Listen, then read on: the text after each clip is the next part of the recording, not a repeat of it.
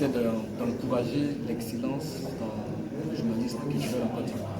Et après, derrière, être un baromètre qui sort mettre en avant cette profession, cette spécialisation dans le journalisme. L'ultime critère, c'est d'être journaliste professionnel, c'est-à-dire avoir sa carte de journaliste professionnel.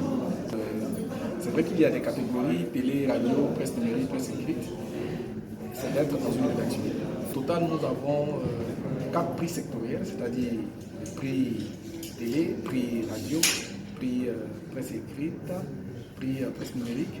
Et c'est ces 4 prix-là que nous ressortons le Grand Prix culturel. Pour cette deuxième édition, nous avons 2 innovations majeures, c'est-à-dire que nous initierons où il y aura des formations dédiées aux journalistes professionnels, journalistes culturels professionnels et aux professionnels de la communication qui seront intéressés par les questions de culture. Et la deuxième innovation, c'est le prix hors compétition, un prix école dédié aux écoles de communication qui forment en journalisme et en production audiovisuelle. Le prix école, parce que quand on met en place un prix, on s'inscrit dans la durée. Et pour nous, c'est important d'encourager les jeunes à s'approprier des choses culturelles. J'invite les journalistes à s'approprier le prix culturel parce que l'événement, c'est pour eux. Et si nous faisons cela, c'est pour mettre en avant cette spécialisation de journalisme culturel. J'ai été consacré Grand Prix Cultura 2023. C'est un prix qui célèbre les meilleurs journalistes culturels.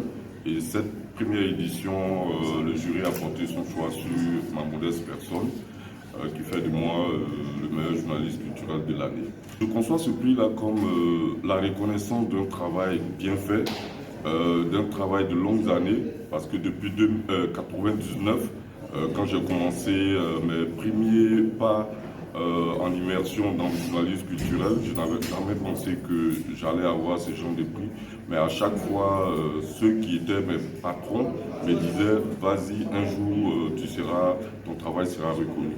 Et cette année, mon travail est reconnu. C'est vrai qu'en 2019, au prix Ebony, j'ai été meilleur, disons prix Ebony 2019 du meilleur journaliste culturel doté du prix Zadi Zavrou.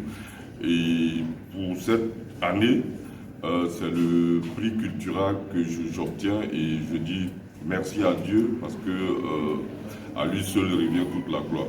En fait, j'ai fait un grand reportage sur Jean-Baptiste Yao, qui était un musicien surdoué né à Tia-Salé.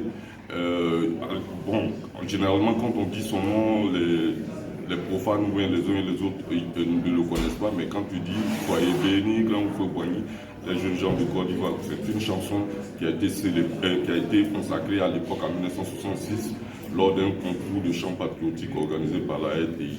Et ce monsieur-là a été célébré. Malheureusement, il n'a pas été récompensé à l'aune de ce qu'il a apporté à la nation ivoirienne. Parce qu'il a composé des chansons qui sont exécutées par la garde républicaine, par la gendarmerie. Malheureusement, il n'a pas bénéficié de ces droits. Ses ayants droit également n'ont pas bénéficié de tout ce qu'il y a comme avantage par rapport à ces créations qui relèvent de la propriété intellectuelle. Et moi, je suis allé sur sa tombe, je suis allé dans sa famille, j'ai recueilli des témoignages poignants. Vraiment, ça a été un truc émouvant et j'ai fait ce reportage-là que j'ai proposé. Et c'est ce reportage qui a été récompensé.